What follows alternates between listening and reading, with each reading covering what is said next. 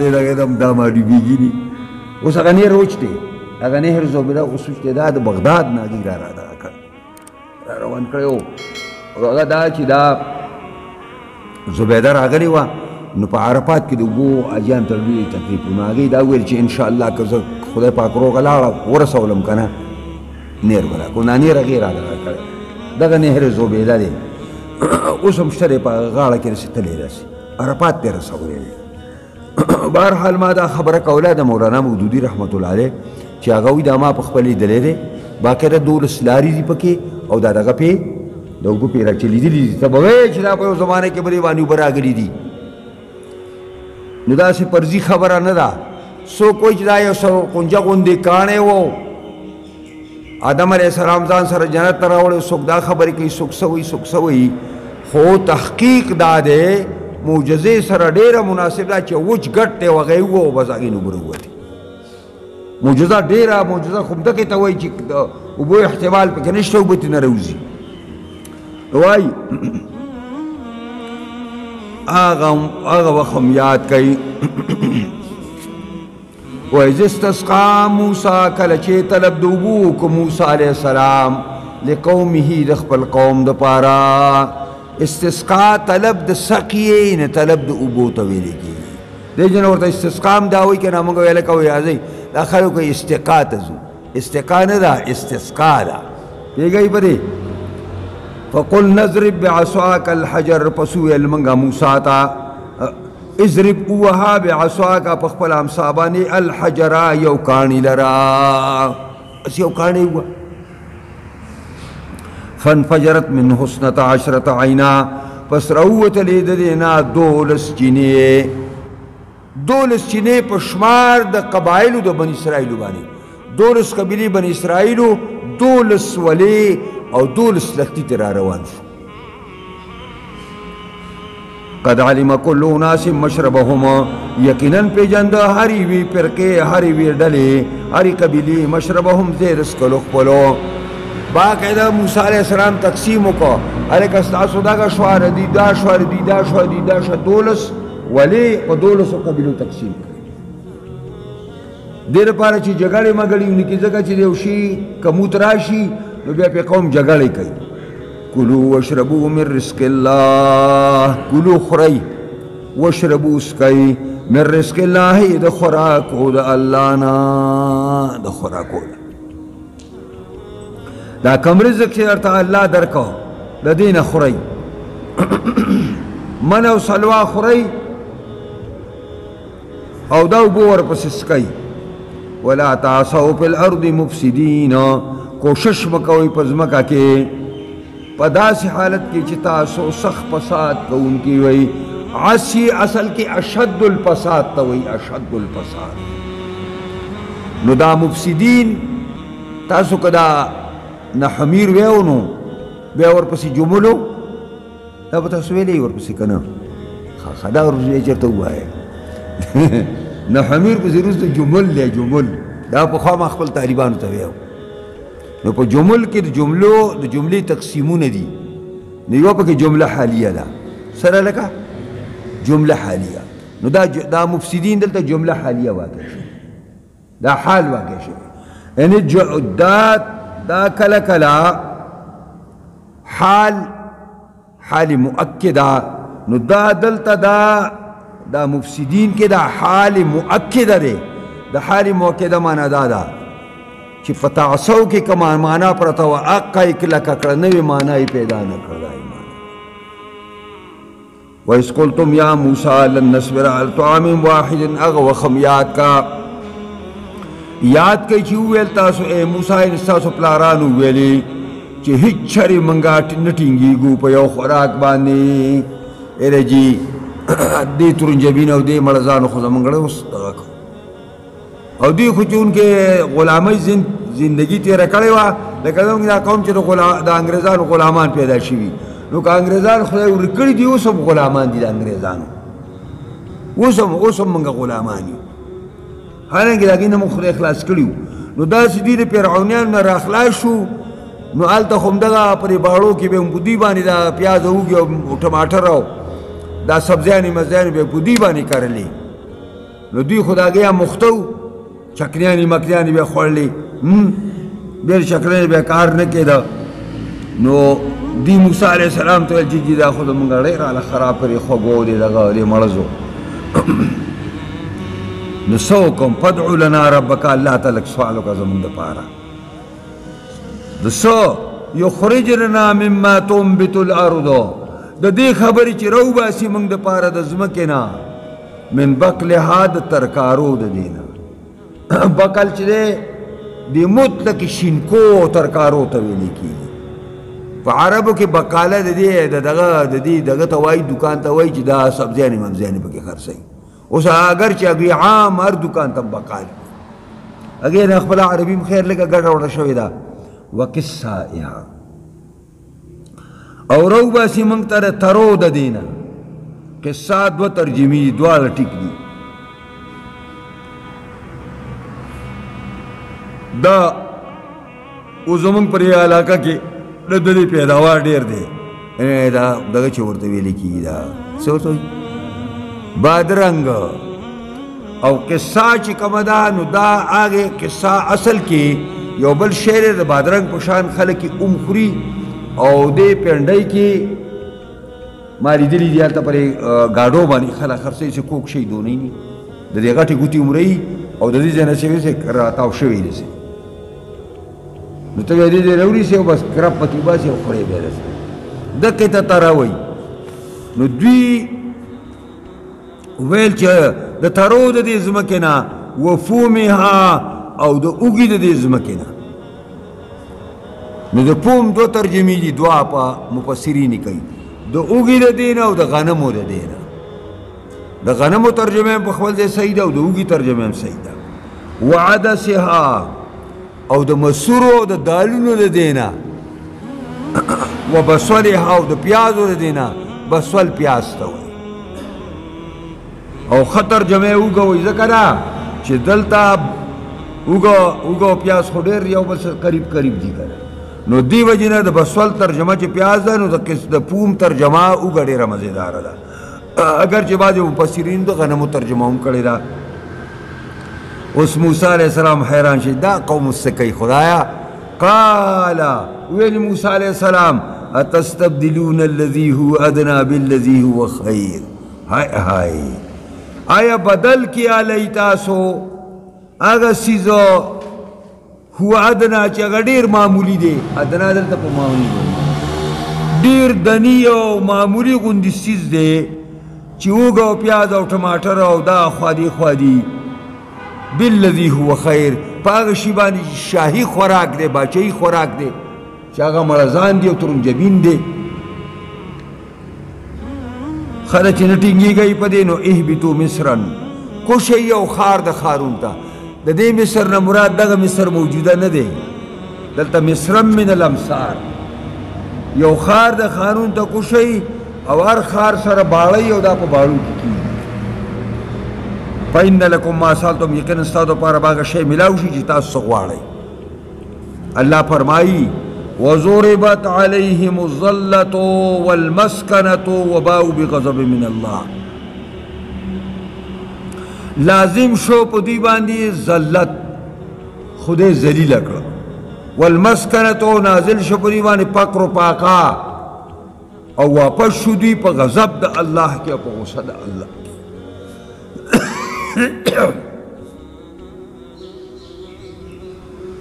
دا په دوی باندې ذلت الله پاک مسلط ناشکري د نعمتونو یې وکړه نو خدای ذلیله کړه د دې وجې نه د ذلت ترجمه مفسرینو کړې ده چې دې حکومت به د قیامته پورې نه راځي د چا د یهودو یاره خبره خو دې راته ګرانه ته څنګه وایې چې د دې حکومت نه راځي ټول عمر به دوی ذلیلي او په فلسطین کې د دې حکومت دی د اسرائیل په نوم باندې پیږئ پرې سوال که نه پیږئ د دې جواب درته مولانا مودودی رحمت الله علیه دا خبر لیکلی دا چې د اسرائیل دا وجود په فلسطین کې د دې مثال د کینسر بیماری دی، کینسر بیماری، او د دې حکومت د یوې ورځې لپاره هم نشته او نه به راشي، ځکه چې قرآن دا خبره کړې ده چې دوی به ټول عمر ذلیلي، دوی حکومت بنئ الا بحبل من الله وحبل من الناس، مگر که د الله پر رسۍ کې راشي یعنې مسلمانان شي نو بیا خو یهودیان نشو، او یا بحبل من الناس که داسې قوتونه د دوی سره یو ځای شي، لکه برطانیه قوت ورسره یو ځای شو، امریکا قوت ورسره یو ځای شو، د روس په شان قوت ورسره یو ځای شو، روس به داسې کول چې دا بوټی صلیبیانو ملعونانو ولګو، د اسرائیل دا بوټی سره د حکومت دا بوټی په فلسطین کې دا برطانیې ولګو، ځکه برطانیې خو ټوله دنیا نیولې وه، بیا دې سازش وکړو، روس ته یې وویلې چې دې له افراد راولېږه، نو روسو یو څو یهودیان مړه کړه او بیا ویل که پس دا کله ملک راته پې مسخه کوي راجمع کوي چې د بل ملک ته ولیږي، نو د ویانه په لار باندې بیا دا فلسطین ته رالیږل، دا سازش و، او مولانا مودودی رحمت الله علیه وایي دا ګوړ او دا اوبه دا یې امریکې وکړه، یعنې خزانه او مال او دولت دا په امریکې راوورو، نو دا په حقیقت کې اوس هم د دوی حکومت نشته، که برطانیه او امریکا او روس د 5 منټو لپاره دوی نه خپل دغه واپس کی نو د اسرائیل حکومت بني، بلکې مولانا وایي دا د امریکې او د برطانیې د اسلحه او ډیپو دی، ډیپو اسرائیل حکومت نشته، دا خو د هغې ډیپو دی، قرآن بالکل درسته خبره کړې چې دقسې به ذلیل دي او د حکومت به نه راځي، دا دویمه خبره مشکله ده چې دوی یهودیان به په دنیا کې فقیرانی، او نن دنیا اوس ثابته دا ده چې د یهودو غوندې مالدار ترین قوم په دنیا کې نشته، د ټولو نه لوی مالدار قوم نن یهود دی، نو قرآن څنګه وایي والمسکنة، خو د الله خبره ده، دې کې خو فرق نه راځي، نو دا یاد ساتئ، دا مولانا صاحب ویلي دي، هغه وایي چې چرته یهودي دی نو د دنیا کې دا څومره فیکټریانې دا د یهودیانو لګولي، نو دوی هر کال چې دا بجټ وباسي نو هر د یهودو هر کفني چې کوم ده نو هغه خساره پیش کوي چې موږ سږ کال دونه تاوان وکړو، اوس رښتیا تاوان یې کړی دی او که په دروغو تاوان یې کړی، خو تصدیقا لشیطان تصدیقا لکتاب الله عز وجل، د الله د کتاب تصدیق هغه خدای په خپله خبر رښتیا کوي، نو دوی که د دوی چې کومه دی نو مسکنت او فقري، نو آیا دا فقر او مسکنت په مصنوعي وي او که نه به نفس الامري وي، نفس الامري به هم وي کله، خو اوس خو مصنوعي دی، خو لکه قرآن د دوی په باره کې ویلي دي، دا یې نه دي ویلي چې ګینې په نفس الامر کې به دوی مسکینانی، نه بس مسکینان به وي، نو که په نفس الامر کې وي او که دوی تصنع کوي او ځان فقرا پیش کوي دې لپاره چې ټکسونه راته کم شي، د ټکسونو د کمولو لپاره هر کال دوی خپله خساره پیش کوي تصدیقا للقرآن، نو ځکه وایي وضربت عليهم الذلة والمسكنة وباءوا بغضب من الله، وپشو په غصه د الله کې، دی وجنا مغضوب علیهم قوم یهود دی، الله تعالی په غصه شوی دی، دا سزا الله دوی له ولې ورکړه، دا سزا یهودي قوم ته الله ولې ورکړه چې دوی حکومت به نه وي او غریبانان او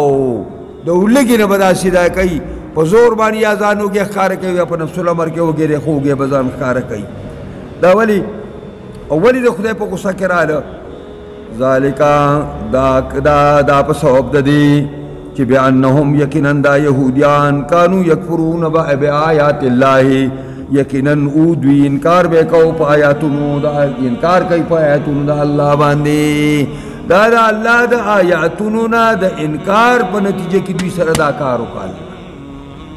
ويقتلون النبيين او وجني پیغمبران لرا بغیر حق پلا جائز سرا پیغمبران وجنی کو وجلی دی پیغمبرانی وجلی دی دا روایت اور حدیث کی راضی دا سم کله کله شوی دی چې یو ورځ باندې بشمار پیغمبران په شهادت ورسول د غرمې په ټیم کې خدای عالمان را پاسېدل د سونو په انداز کې هغه شهیدان کړ او دومره سخت دله قومو چې وای دغه بازار د ورځې په اخر کې جا سحر په سی پهر ورته ویلې کېږي د مازیګر په ټیم کې دا بازار داسې چلېدو لکه چې د سار د مخې نه په دې کې چروټې مړ نه وي داسې دا بازار په ګرمۍ سره چلېده او په سونو پیغمبران او په سونو اولیاء الله عالمان حقانی ربانی وجلی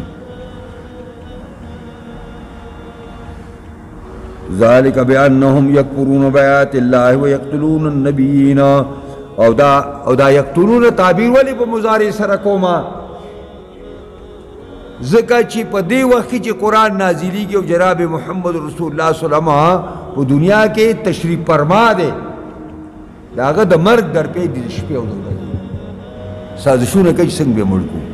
نو یقتلون وجني پیغمبران را پناه جایز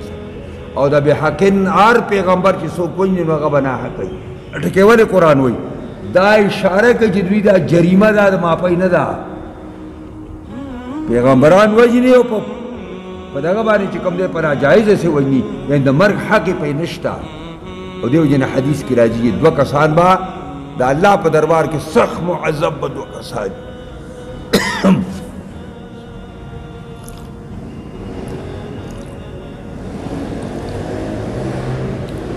دوه کسان به سخت معذب یو چې پیغمبري مړ کی او یو هغه سړی چې پیغمبر مړ یعنی د پیغمبر قاتل او د پیغمبر مقتول دا دواړه به شدید ترین عذاب کی اللہ تعالی بچ ځکه چې پیغمبر خو د خلکو خیرخواهی نو خیرخواه هم څوک وژني دا ډېر شقي انسان دی ځکه یې خیرخواه مړ او پیغمبر خو رحیمی په امت باندې هغه امت له چېرته لاس ورځي ترخه خبره هم ورته نه برداشت کوي نو چې پیغمبر یې وژني نو معلومیږي چې دا ډېر شقي ترین انسان و ځکه یې واجب اوس دا دونه لوی حرکت چې د الله آیاتونه سړی رد کي او په هغې کفر وکړي او د الله پیغمبران سړی مړه کي تعاون نو قرآن وایي دا یو نقطه ده خیال ورته کوئ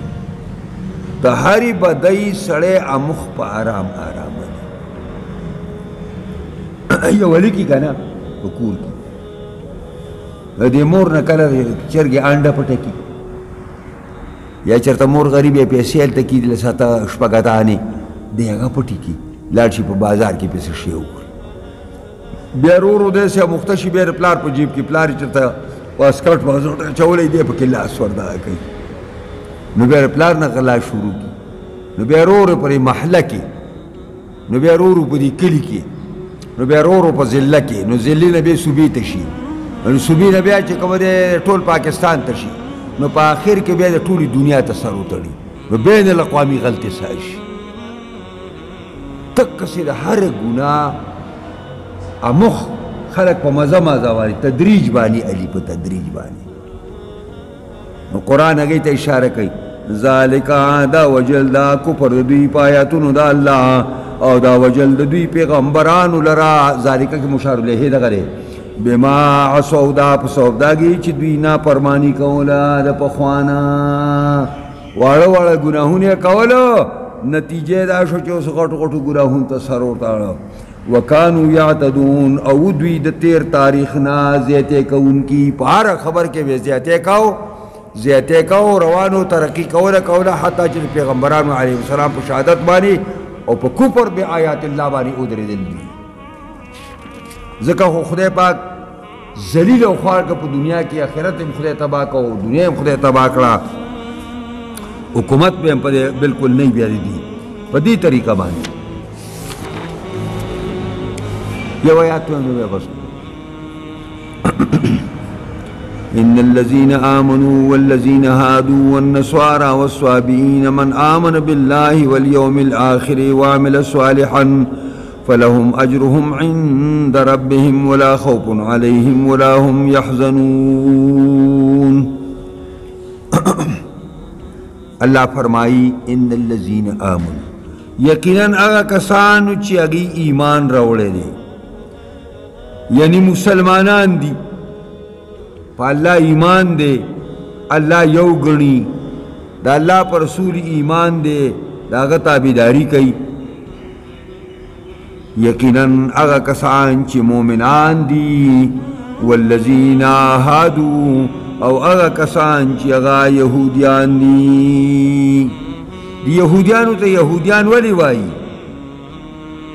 ذکر آدھا دی وینار دوی دو وجہ نجدی بلزے قرآن کے راگی دی انا ہدنا الیک هذا يهود بمعنى رجوع رازي يعني منغا الله تراجي شويو إنا هدنا إليك يعني تبنا ورجعنا ترجمة يهود يهود زكوي والنصارى او دارنگي پرنگيان سليبيان دي سليبيان تولي النصارى ويسموا نصارى إما لأنهم يتناصرون يا دي وجه نجريو بالنصرة وامدادي كو او لنزول مریم بولدها عیسیٰ قریة الناصرہ یا دی وجنا چی حضرت مریم راکو شوے و اخپل بچی لرا عیسیٰ دا یو کری تا رالالا چاگیتا ناصرہ نمی کلے ورطا لیکن ناصرہ نو داگین نصوارا شنو واحد نصران دے یا نصرانیون دے وهو شائع الالسنہ دا پا جبو مائند خلق مشہور ہے او والصابئین او دارنگے ڈائی مذہبی صابئین گانے ترجمے شوی دی اور صابئین دیرا خطر جمع دادا چا ڈائی مذہب ہے سمانا دا پا دیر طولو مذہبونو باندے تحقیق کرے رہے او آسانی مسئلے زان لتے راٹولی کری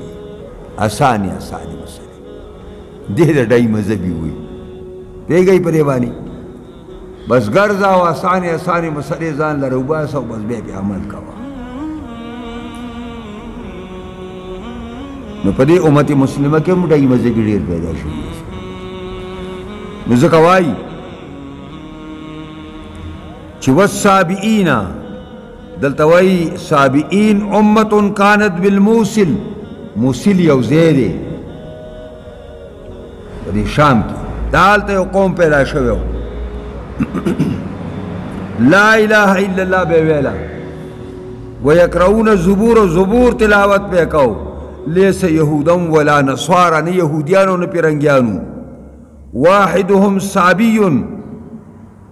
یو تصابی وی ولذا كانت قريش تقول لمن قال لا اله الا الله صابي دا وجوا چې مکه معظمه کې بچا کلمه ویلا ناګي ورته صابي ویو پیغمبر خوا او صحابه ته خلکو ته صابيان ویل ولی ځکه صابي دي ته وایي چې د خپل دین نه بل دین ته لاړ شي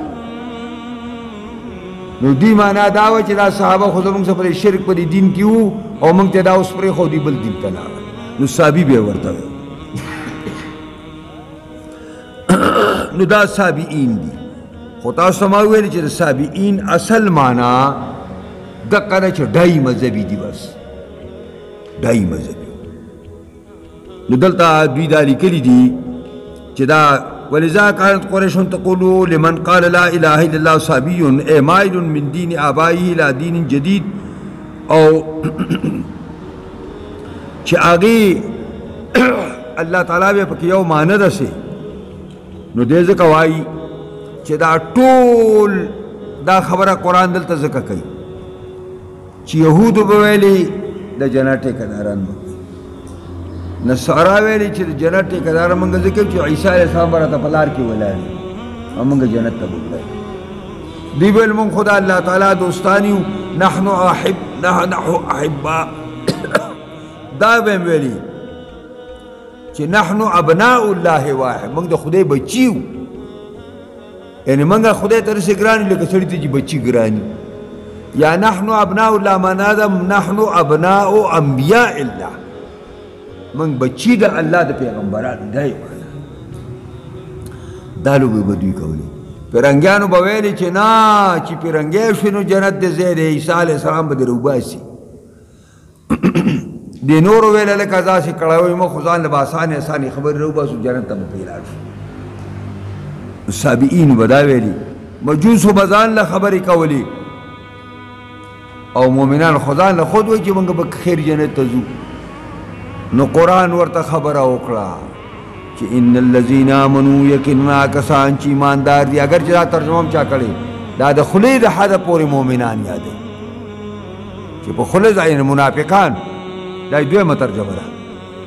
والذین هادوا کسان چې یهودیان دي والنصارا وکسان چې پرنګیان دي والصابین او دارنګې ډای مذهبي قرآن وایي من آمن منهم بالله منهم دلته پټ پروت دی ورته من آمن منهم چا چې ایمان راوړو د دوی نه منافق د منافقت ایمان پرېښو او خپل ایمان کې خلوص پیدا کو یهودی یهودیت پرېښو مسلمان ساز شو پرنګي پرنګیت پرېښو مسلمان ساز شو ډای مذهب والا ډای مذهبي پرېښود او مسلمان شو من آمن بالله چا چې ایمان راوړی د دوی نه په الله باندې والیوم الاخر په ورځ وروسته باندې وعمل صالحا عمل د نیکۍ کوي فلهم اجرهم عند ربهما وزوی لپاره مزدوري د دوی دا په نزد پروردګار دوی باندې ولا خوف علیهم نبا یری په دوی باندې نبا په دوی باندې یری آینده ولا هم یحزنون دوی غمجن شي په تیر تاریخ باندې تاسو ته ما دا فرق کړی چې د حزن او د خوف په منځ کې دا فرق دی چې خوف آگے یری توائی چې کومه سړی ته مستقبل کې را رواني او حزن او غم دا پاګې باندې چې سړی ته یری په تیر تاریخ باندې چې ما نه دا کړی شوي دي نو جنتیان چې نو پاګې باندې به دا دواړه نه به د هغې مستقبل تاریخي او نه به په خپل تیر تاریخ باندې پښیماني ځکه چې ښه د دین کارونه او د عبادت په کارونو ځان ښه ستړی کړی دی نن به بس کم پرېږدو انشاءالله وإذا أخذنا ميثاقكم